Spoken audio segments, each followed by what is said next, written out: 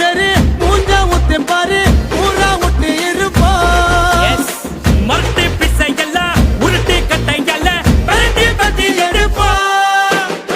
சொக்கா மாட்டுக்குன்னு சொல்லி பக்க பண்ண பக்கால புடிப்பா